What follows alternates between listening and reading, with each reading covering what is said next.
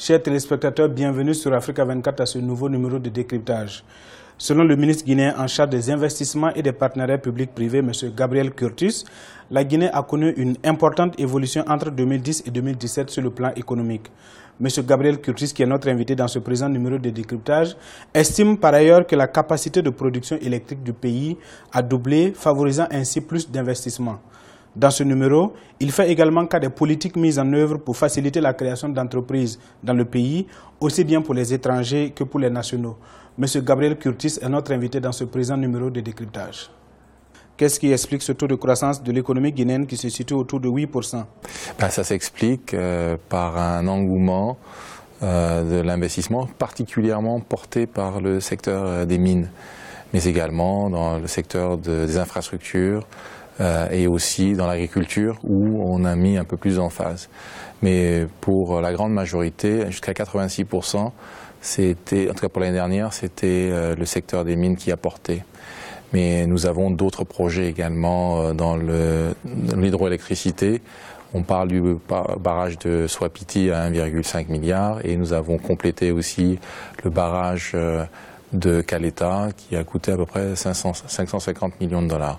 Quels sont les autres secteurs qui ont bénéficié de gros investissements au-delà des barrages que vous venez de citer? Oui, vous avez dans l'hôtellerie, nous avons augmenté la capacité hôtelière de la Guinée. Je donne juste un exemple, le Grand Sheraton de Conakry a coûté 80 millions de dollars. Vous avez aussi des projets, comme je vous ai dit, dans les infrastructures routières qui sont portés par l'État. Vous avez d'autres projets également dans l'agriculture, avec l'Anacard, où on est passé de pratiquement peu de production à près de 200 000 hectares en l'espace de 2 ans. Et il y a dans d'autres domaines aussi, dans le domaine agricole aussi, c'est en train d'être fait avec le café, le cacao, le riz, le coton. Donc il y a une diversification qui est en train de s'opérer actuellement en République de Guinée. Qu'est-ce qui explique également ce fort engouement d'investisseurs étrangers pour votre pays? De plus en plus, les gens se rendent compte que le potentiel de la Guinée est en train d'être enfin transformé. Parce que pendant longtemps, on a parlé du potentiel de ce pays. Et depuis 7 ans, il y a eu des réformes qui ont été menées. Il y a une politique volontariste de M. le Président de la République et de son gouvernement de rendre le climat beaucoup plus propice aux investisseurs, de les accompagner et de s'assurer que les projets se fassent et de créer les meilleures conditions pour cela. Je pense que c'est les résultats de toutes ces avancées-là que l'on voit aujourd'hui et que l'on constate. Et nous avons aussi un plan national de développement économique et social qui a été présenté à Paris l'année dernière, qui fixe un cadre du développement de ce pays. Il y a une meilleure gouvernance, effectivement. C'est-à-dire qu'il y a eu des réformes qui ont été engagées dans tous les domaines et on en ressent aujourd'hui les fruits. Et il y a encore du chemin à faire, mais je pense que nous avons, quand vous prenez la Guinée à 2010, où le pays était pratiquement à terre, et aujourd'hui, il y a des avancées notables. Des difficultés comme les délestages plombent par exemple la productivité des entreprises dans votre pays. Et qu'est-ce qui est fait dans ce sens?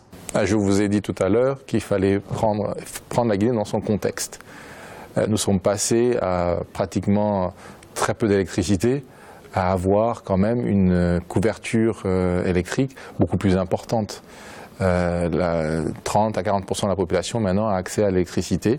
Ce n'est pas 24 heures sur 24, mais nous avons doublé la capacité de production énergétique de la République de Guinée en 2015 et pour 2020 nous allons encore doubler cette capacité et il y a plusieurs autres projets qui vont garantir d'ici 2022 qu'on aura une autosuffisance en énergie qui va permettre de soutenir le développement économique de notre pays.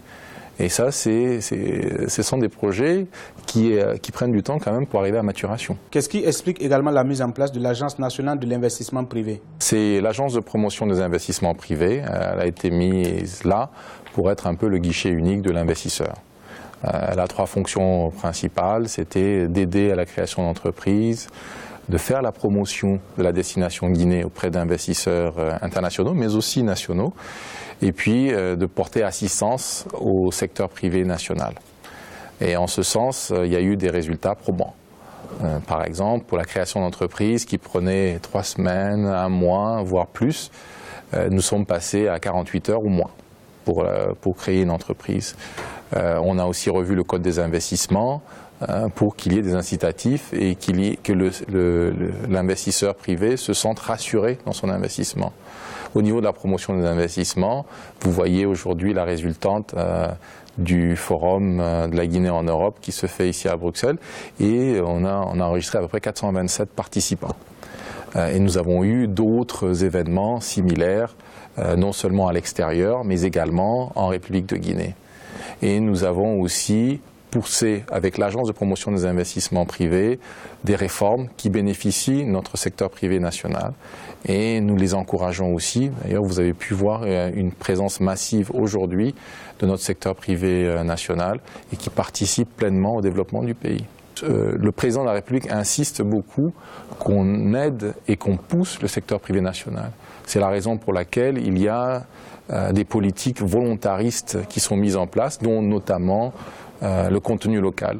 Parce qu'on souhaite que les projets de grande envergure puissent aussi bénéficier à notre tissu de PME et de PMI national.